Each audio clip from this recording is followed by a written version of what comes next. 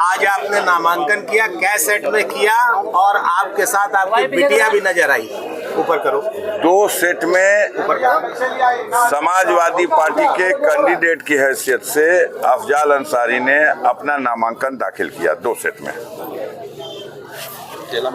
Samajwadi party के candidate Afzal Ansari के substitute candidate की हैसियत से, जैसा कि निर्वाचन आयोग के नियमों में इसका प्राविधान है, पार्टी की तरफ से एबी फार्म अफजाल अंसारी को भी इश्यू हुआ है और पार्टी की तरफ से एबी फार्म नुसरत अंसारी के भी फॉर्म में लगा।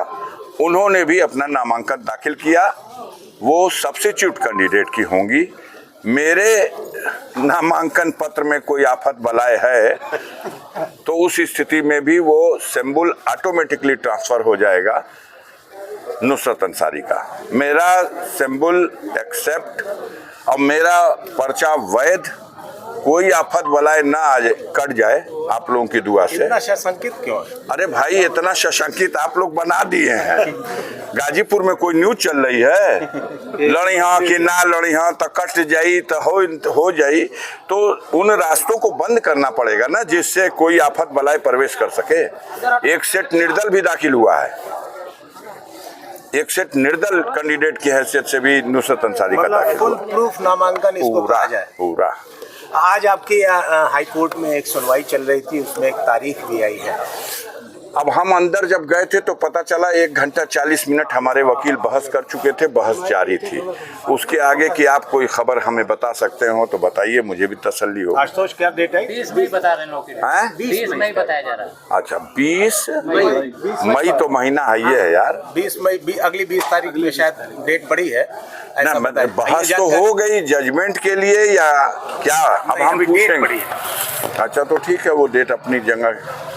सांसद जी, आज आपके साथ मुख्तार अंसारी का बेटा उमर भी आया हुआ है और अटकलें चल रही थी कि उमर अंसारी नाराज चल रहे हैं। कृपा करके ये बताइए, ये अटकल कौन लगा रहा था और हवा इसको कौन दे रहा था? मीडिया में चल रही थी। तो मीडिया के भाइयों से हम लड़े कि विरोधी पार्टियों से लड़े? तो आज उसको इसीलिए लाना पड़ा?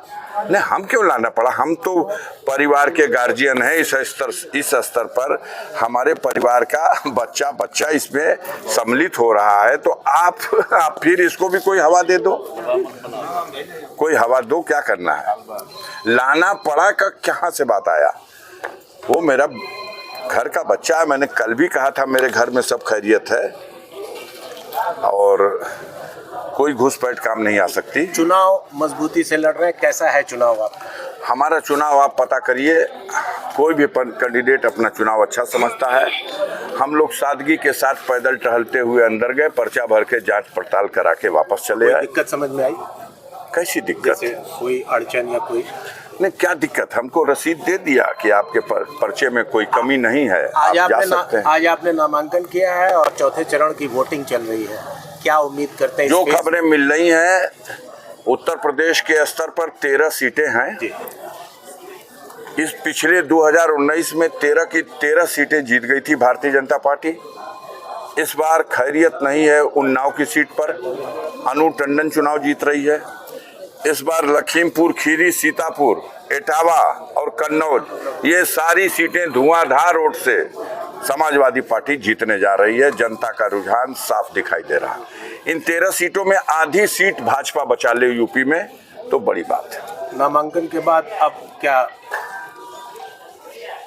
अब आपका कोई आदेश हो तो बताइए। प्रत्याशी के हैसियत से तो हम प्रचार उचार करने के लिए, जनता को सलाम करने के लिए उनके बीच में घूम रहे हैं। नहीं, लगातार आप जो है हर विधानसभाओं में 2-2, 3-3 बार कर चुके हैं अपना दौरा। 7 बार 7 टाइम कर चुके हैं। उसी को एक चास और बढ़ा देते हैं। पहले नौहर्रा लगा के जोता, फिर रोटोवेटर से जोत रहे हैं। कोशिश कर रहे हैं कि लेवलर लगा के अंतिम चास बिल्कुल लेवल में कर दिया जाए। बाकी आप लोग अपनी दृष्टि से देखिए वास्तविकता क्या है। हम अपने मुंह से कुछ कहना नहीं चाहते, 4 तारीख को ही कहेंगे। समाजवादी पार्टी के हिसाब से जो गाजीपुर लोकसभा है वो उपजाऊ है। समाजवादी पार्टी की तरफ से कुछ है या नहीं है? भारतीय जनता पार्टी जो जोर लगाए हुए है उसको देखिए कि उत्तराखंड के चीफ मिनिस्टर को भी पर्चा भराने के लिए बुलाना पड़ा और उत्तर प्रदेश के डिप्टी सीएम भी सम्मिलित हुए और पूरी ताकत लगा दिया। हम लोग उनके सामने पर्चा भरने के उस कार्यक्रम के जो दृश्य थे उस मामले में कहीं नहीं खड़े हैं। पिछली बार आपने दावा किया था कि इतने लाख से जीतूंगा, इस बार भी कोई दावा अब नहीं कर सकते। अब 4 तारीख को गणना होगी, वहीं पे आपसे बात होगी। ठीक है ठीक है भैया।